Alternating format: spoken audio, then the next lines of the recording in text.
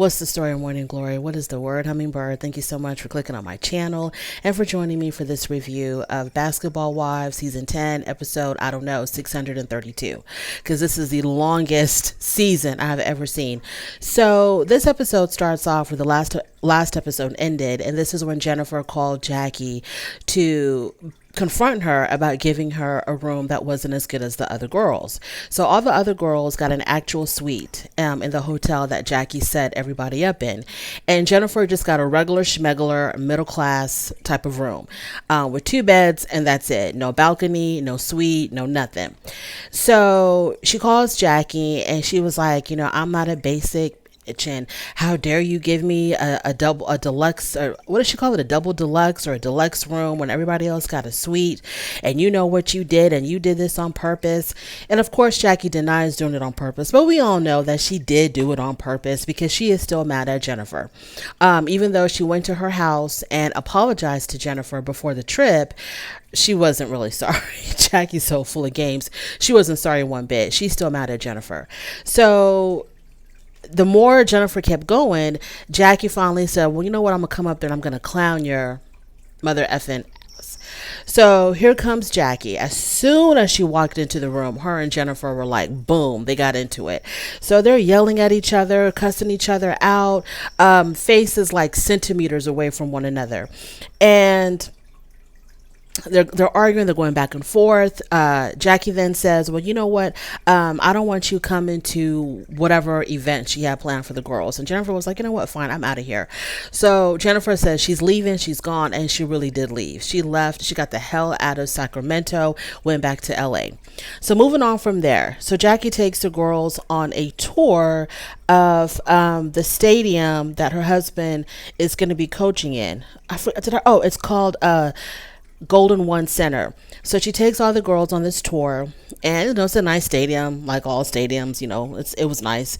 And so when they're doing the tour, Jackie makes it known that she's the only NBA wife left on the show, the one that's still actually married to someone who is active in the NBA. So Doug is no longer a player, he's retired, but now he is a coach for the Sacramento Kings. Everybody else either only just dated an NBA player, or their husbands were playing overseas somewhere, not even in the damn NBA. I will never get over that, but I've talked about that enough, how very few of these basketball wives are actual not NBA basketball wives. I'm like I said before, I understand that the players who play overseas, that they make buku money. I get it. They make a lot of money playing overseas. But when I'm watching a show called Basketball Wives, the first thing that pops into my damn head is NBA. Okay, I want to see NBA. Just like if I was watching a show called Football Wives, which they did have for like a season or two. I'm thinking NFL, not the stadium, the ones that play in the little tiny arenas or little tiny stadiums. No, I'm not thinking about that. I'm thinking about real NFL players who play for teams that I know, that I recognize. But Jackie was right. She says she's the only one that is still married to someone who is actively in the NBA. So during the tour, Brandy gives Duffy the cold shoulder, because Brandy is still mad at Duffy for saying that she wasn't loyal to her, that Duffy wasn't loyal to her. Brooke says that she has been seeing her husband, Steve. She has been seeing him. They've been spending some time together. She didn't talk about it before because she was ashamed. She didn't want to be criticized by the other women. Like, why are you wasting your time with this guy? Why do you want to see him after what he did to you? So she's been seeing him in secret. And because she has been spending time with him and he wants her back so bad, this has clogged her judgment. She doesn't know if she still wants to go through with the divorce or not, or what the hell she wants to do. And it's understandable. This is still fresh. It just happened. We don't want her to rush into anything that she may regret later, whatever her decision is. So she doesn't have to make a decision overnight. But I just want her to keep in mind that you don't deserve someone as beautiful as Brooke is, as accomplished as she is. And he couldn't see that. and he would rather have somebody else, whatever the hell the situation was, if he was in a long-term relationship with this other woman, or if it was just someone that he met up with just to hook up with. Like, how could you even split your time with any other female knowing what you got at home? And to me, Brooke is a very beautiful woman. I think she kind of went just a tad bit overboard with some of the body modifications that she's done, but overall she is a gorgeous, to me, like, Brooke is drop dead gorgeous. So she needs to remember, that anybody who could look at her, any man who could look at her and still want to be with somebody else, and this is your wife, this is your wife, the one that, said yes to you, committed her life to you, and you still want to be with somebody else, girl, I hope you kick him to the curb. But we understand you need time. So Jackie has a dinner planned at her house, her real home, because I always wonder, why is Jackie living in that apartment in LA when, Doug is supposed to be supposedly making a whole lot of money, or had made a lot of money in his career. And it's because LA is not their home. Sacramento is their home. And so their real house is in Sacramento. So Jackie has a dinner planned for the girls, and Jennifer is not invited, but it doesn't matter because Jennifer, by this time, I think she was still there. She hadn't left for LA yet, but Jennifer isn't invited. So before the dinner, Brandy and Brooke and I think Angel, they go see Jennifer, and Jennifer catches the ones who weren't there in the room. She catches them up to speed. I think Brandy wasn't there, so she tells them what happened, so on and so forth. And I think that's when she told them that she's going to be going back to LA. So at the actual dinner that Jackie has planned, now one thing about Jackie is she doesn't want her husband to know that how crazy she is on this show. I don't know how he could not know, because does he not watch the show?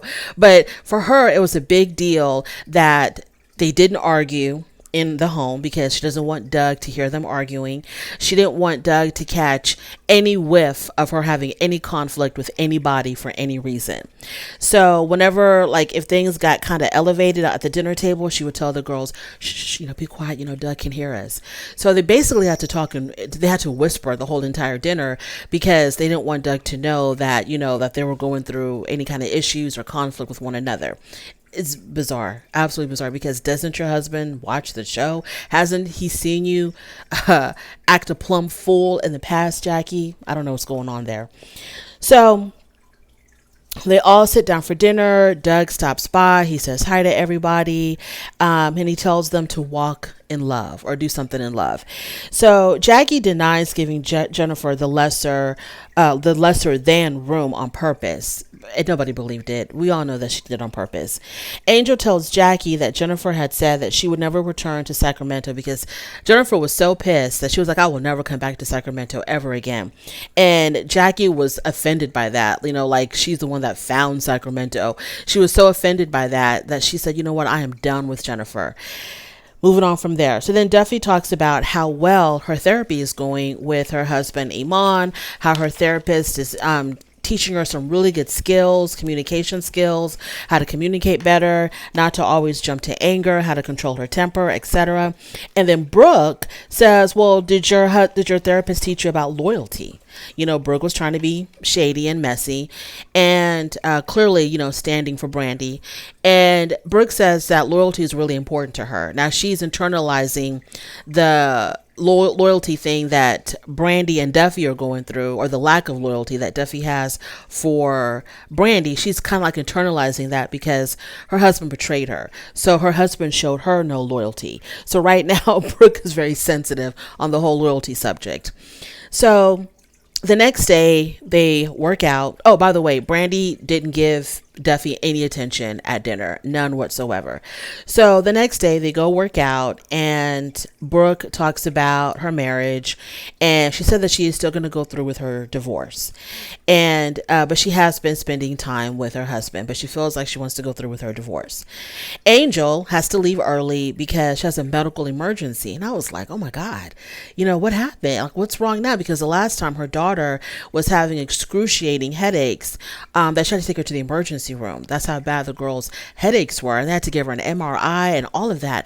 And so when they say she had a medical emergency, I was like, oh no, I hope it was not her daughter again. But it wasn't her daughter, it was her baby, and her baby had a diaper rash. Now, y'all, I understand that diaper rash, because I've had 2 kids. I understand that diaper rashes, if they're not treated quickly and adequately, they can get, it's very painful for the child. Totally get it. But why was that an emergency? I mean, there was no nanny, no rock star, no mom, no sister that could have dealt with it. Only you were the only one who could have dealt with the baby's diaper rash. Now, if the baby had choked on something, or if the baby had a high fever or something like that, I totally get it. But girl, you left the trip because your baby had a diaper rash. I'm not trying to be insensitive, but like I said, I've had 2 kids. And if you don't treat them correctly, yes, they can be very painful for the child. But it's not something that you have to rush him to the emergency room for, like, unless, I mean, how severe was his diaper rash? Did they leave the diaper on him for like the whole time you've been in Sacramento? That not one diaper was changed? What's going on? But she's gone to go deal with the diaper rash. So they do the workout with Doug and Doug's trainer, and Jennifer is with her boyfriend Jelani. She's back in LA. She's telling her boyfriend about what happened in the sack. And I don't know if Jelani's really interested. Jelani, I don't know, like, how they're presenting him. I thought they were presenting him as like this really like a man's man kind of guy, you know, like he's blue collar, works with his hand. He's not one of these, you know, highfalutin LA guys. You know, he's like a blue collar kind of guy. So like, why are you, anyways, whatever. I don't even know if Jelani was interested in what she was talking about about what happened to her in Sacramento. Moving on from there, Iman comes to see Duffy in Sacramento. He brings the baby with him. The baby's so adorable. Duffy's daughter, I mean, sometimes, you know, you can look at a child and the child can have like so much light and personality. And to me, that's how I see Duffy's daughter. Like, that little girl to me has a lot of even when she's not doing anything, I feel like her personality just shines right through. Her face has so much character. She's such a pretty little girl. I love Brandy's little girl. So Duffy tells Iman that she knows that what she did was wrong to Brandy, you know, by saying that she had no loyalty to Brandy when she told British that. So she admits that that was not right to say, and that, you know, it was wrong, which was plain out wrong. She shouldn't have said it because she sees Brandy like a sister, and Brandy has always been loyal to her. So why would she say that about Brandy? And that she is willing to have a conversation with her. So they all go out to eat. All the girls go out to eat. Brooke suggests that Jackie and Jen should have a conversation. And even as much as Jackie loves to tell other people how they need to kiss and make up and have a conversation and squash their beef, when Brooke said that Jackie and Jennifer should have a conversation, Jackie got upset. And she says, "Stay out of our business." She goes, "Shut up and stay out of our business," or whatever she said. And I'm like, Jackie, you're always telling people to kiss and make up. So what's wrong with someone telling you that? And we all know how it is with these reality TV people. They have these fights and they make up, and they fight again and they make up. So we know pretty soon, probably in the next episode, Jackie and Jennifer are going to have a talk. They're going to apologize, and everything's going to be good again until the next fight. So British says that Duffy and Brandy should have a conversation, and British feels some kind of way because she feels responsible for the beef between Duffy and Brandy, because she was the one that told that to Brandy when Duffy said that she had no loyalty to her. So she kind of feels responsible for their beef.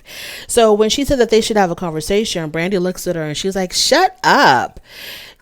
I guess she's not ready. But Duffy did apologize to Brandy about the comment that she made that she owed Brandy no loyalty. And she also apologized about posting the video of Malaysia using her product on her social media. And she says, I'm just trying to feed my kid and, put food on the table. And she was willing to promote my product for free. And, Malaysia has a huge following. And Brandy was like, girl, I don't give a damn about the posting. I understand it's business. I'm not tripping over that. I'm tripping over you talking about how you don't have any loyalty to me after all we've been through. And of course, in the confessional, Brandy explains, the journey that they've been through, how many years they've known each other, all that she's done for Duffy living in her basement, which had nowhere to go, etc., etc., etc.